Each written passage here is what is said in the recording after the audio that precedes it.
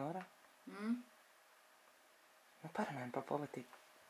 Man nav laika, es strādāju. Nu, vēlēšanas nāk. Nav, kā soļiem, Jā, nu, tu atceries šitādus te?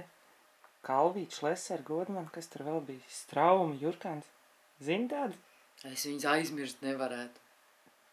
Viņi tad bija nozaduši no politiskās skatos, un tagad baigi graušās atpakaļ.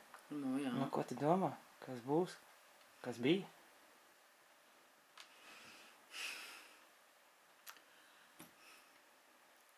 Nu, zini, tāda atteja.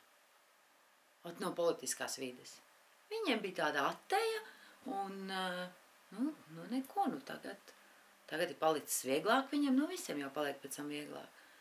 Lai jau spiež no sevis laukā, cik tik spēka galvenais, lai pēc tam citiem nevajag savākt pēc viņiem visu to šmuci. Nu, par šmucēšu. Ušakovs taču arī sašmucējās. Tu pa Krieviju? Nu, bet, jā. Bet loģiski. Tu esi kādreiz izbraukusi no valsts. Loģiski. Pilnīgi cita maize. Viņš pieredz pie šprotēm. Viņa viss, kā sagriežās. Bet loģiski. Redz, tā, ka sākās jau tas skandāls par to Rīgas uzrakstu. Jau tādā brīdī es saku, Ušakovam vajag atteju. Ko aizbrauc uz Krieviju? Izdarīt tur visu pa lielam, zini.